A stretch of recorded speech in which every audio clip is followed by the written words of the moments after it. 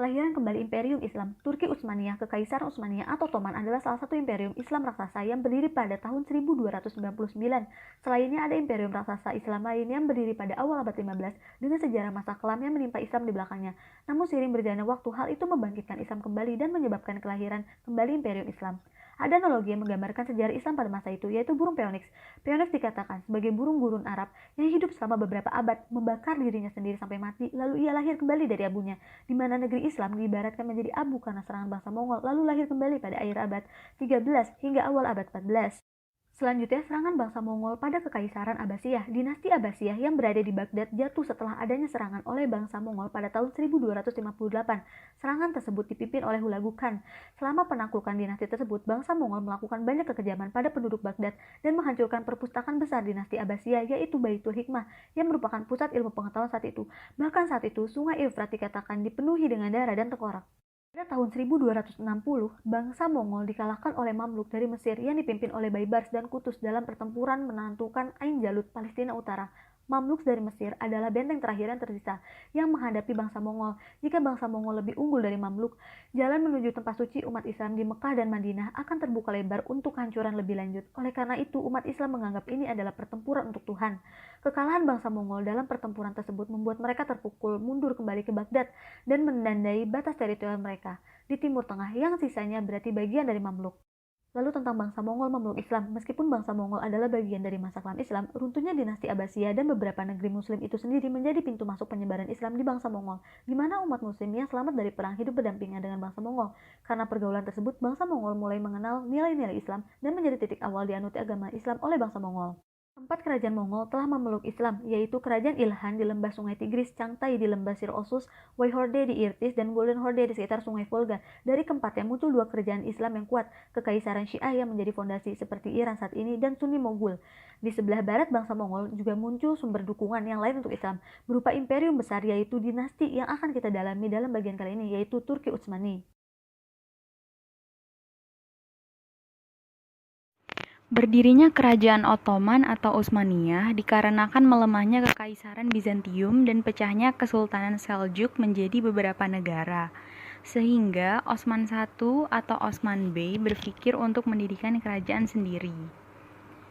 Kerajaan Ottoman sendiri merupakan kekaisaran lintas benua yang didirikan oleh suku-suku Turki di bawah Osman I di barat laut Anatolia pada tahun 1299.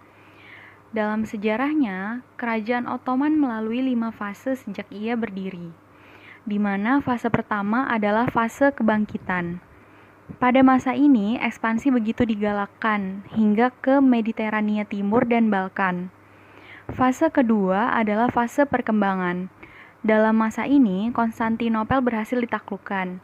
Karena ekspansi besar-besaran pada masa ini, banyak terjadi perang, seperti Perang Wina dan Perang Panjang. Fase ketiga adalah fase kemandekan dan reformasi. Pada masa ini, ekspansi Rusia membawa ancaman besar yang terus berkembang sehingga terjadi pengepungan Ochakov. Fase keempat adalah fase kemunduran dan modernisasi.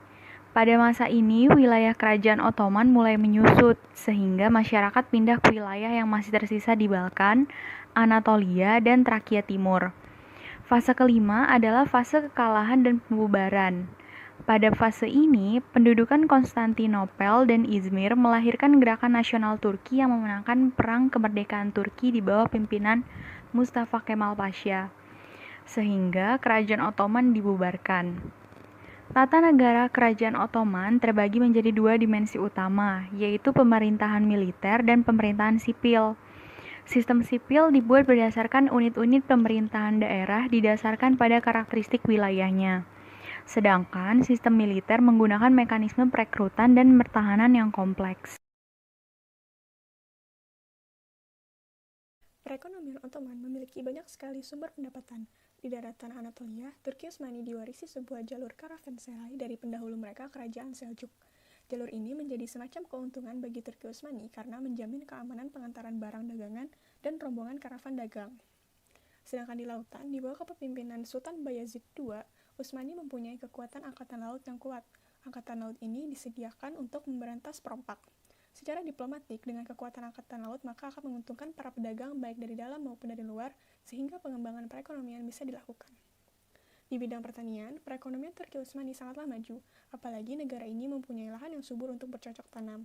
Rata-rata sumber penghasilan warganya berasal dari usaha keluarga berskala kecil di bidang pertanian dan pajaknya berkontribusi hingga 40% kepada negara. Ibu kota saat itu, yakni Bursa, menjadi pusat perdagangan terbesar di Anatolia dan sebagai dermaga terbesar dalam pertukaran barang-barang negara timur ke Istanbul, Polandia, dan juga Rusia. Seiring dengan luasnya wilayah kekuasaan pada saat itu, pemungutan pajak diatur dengan sistem desentralisasi. Namun, dalam penerapannya timbul berbagai macam permasalahan, sementara pemerintah pusat tidak bisa melakukan pengawasan secara maksimal, sehingga hal tersebut mendorong pemerintah pusat untuk mengubah kebijakannya menjadi sentralisasi. Terdapat dua jenis tanah garapan. Yang pertama, al-iqta, merupakan tanah garapan terkecil yang diberikan pemilik tanah kepada para petani untuk diolah. Hasilnya akan diserahkan sepenuhnya kepada pemilik tanah, sedangkan petani mendapat upah untuk memenuhi kebutuhan sehari-hari. Pemilik tanah berkewajiban menyerahkan 4 ekor kuda atau beberapa calon tentara angkatan laut kepada pemerintah di samping membayar pajak kekayaan. Selanjutnya, yang kedua ialah ziamat, merupakan tanah garapan yang diberikan pemerintah kepada para petani untuk diolah. Pemilik tanah mempunyai kewajiban membayar pajak dan mengirimkan sejumlah calon tentara sesuai dengan luas ziamat yang dimiliki untuk menunjang aktivitas ekonomi. Selain itu, Daulah Turki Utsmani juga mencetak mata uang. Nama Sultan juga dicantumkan pada setiap mata uang yang beredar sebagai tanda penguasa di masa itu. Hal ini dilakukan untuk menunjang aktivitas ekonomi. Kemudian, wakaf tunai juga dijadikan sebagai sumber pendapatan dan kemudian dijadikan sebagai sumber pembiayaan usaha atau sektoril untuk mendorong pertumbuhan ekonomi di Turki. Margin profit yang didapatkan disalurkan untuk tujuan-tujuan sosial dan keagamaan. Faktor yang menyebabkan kemunduran perekonomian Turki Utsmani ialah yang pertama, pertambahan jumlah penduduk. Peningkatan daerah yang berhasil ditaklukkan Utsmani secara tidak langsung mempengaruhi struktur ekonomi dan keuangannya. Pertambahan jumlah penduduk meningkat 2 kali lipat semenjak abad 16 Masehi. Hal ini juga dikarenakan sistem administrasi yang buruk. Semenjak bangsa Portugis menemukan jalan ke timur melalui Tanjung Harapan, maka hubungan perdagangan antara timur dan barat dipindahkan melalui jalur tersebut dan tidak lagi melewati wilayah Utsmani. Perpindahan jalur perdagangan ini berakibat segala bea cukai yang semula lewat Laut Tengah dan menjadi monopoli Daulah Utsmaniyah tidak dapat diambil lagi. Padahal itu merupakan salah satu sumber pemasukan bagi Daulah Utsmani bagi pembiayaan perekonomiannya. Kekalahan perang Daulah Utsmani dimulai dari dikalahkannya tentara Utsmani di Benteng Wina pada tahun 1683. Kekalahan itu terus bertambah sehingga pada perjanjian Karlowitz yang ditandatangani tahun 1699, Daulah Utsmani harus menyerahkan Hungaria kepada Austria, daerah Podolia kepada Polandia, dan Arov kepada Rusia. Akibat kekalahan dalam perang yang terus terjadi, perekonomian negara merosot. Pendapatan berkurang, sementara belanja negara sangat besar termasuk untuk biaya perang. Kebijakan ekonomi Safawi. Pada pemerintahan Shah Abbas pertama, tahap kemajuan Safawi yang nyata dan sentral adalah pendekatan ekonomi negara Safawi terhadap alam di dalam kehidupan ekonomi. Kerajaan Safawi juga mengalami kemajuan akan pertanian, terutama di daerah Bulan Sabit baru. Lalu, kemajuan kerajaan Safawi disebabkan karena maraknya perdagangan dan permintaan sutra sebagai komoditas. Permintaan akan sutra ini berhasil membuat kerajaan Safawi melakukan ekspansi perdagangan. Kemudian adanya kebijakan ekonomi, dengan melakukan monopoli sebagai usaha pemerintah dalam memaksimalkan pendapatan dan mengontrol produksi dan kegiatan perdagangan. Kebijakan ekonomi Mongol. Tercatat dalam sejarah bahwa kerajaan Mongol adalah kerajaan kedua terbesar dalam sejarah dunia. Pada puncak kejayaannya, dengan perkiraan penduduk di atas 100 juta orang, dan menjadi yang paling kuat di antara semua kerajaan abad pertengahan. Kerajaan Mongol menjalani hidup dengan mengembangkan peternakan kambing atau mengembal kambing dan hidup dari hasil buruannya. Bangsa Mongol juga hidup dengan melakukan perdagangan tradisional, yaitu mempertukarkan kulit binatang dengan binatang lain baik di antara sesama mereka maupun dengan bangsa Turki. Perkembangan dan stagnasi pemikiran ekonomi Islam di masa pemerintahan Kerajaan Ottoman, Kerajaan Safawid, dan Kerajaan Mongol. Pada masa pemerintahan Kerajaan Ottoman, sentralisasi sangatlah kuat. Sistem Islam dipergunakan. Pertama kali dilakukan reformasi wakaf. Wakaf bisa dengan uang. Ada wakaf tanah juga yang distribusinya diatur oleh negara.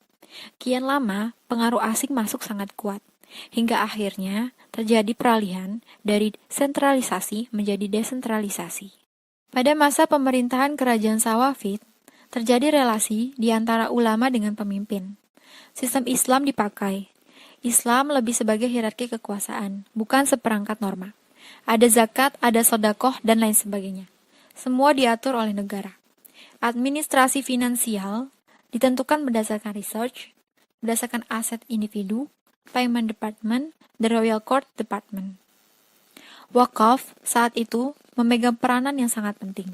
Ulama sebagai tonggak perekonomian karena memegang distribusi wakaf, sedekah, dan memegang berbagai posisi penting di pemerintahan. Karena pada masa itu, kerajaan berbasis teologi. Pada masa pemerintahan kerajaan Mongol, biasanya mereka akan mengenakan pajak kepada para pengembara. Penguasa berhak meminta berapa saja. Perdagangan diatur oleh pemimpin atau khan.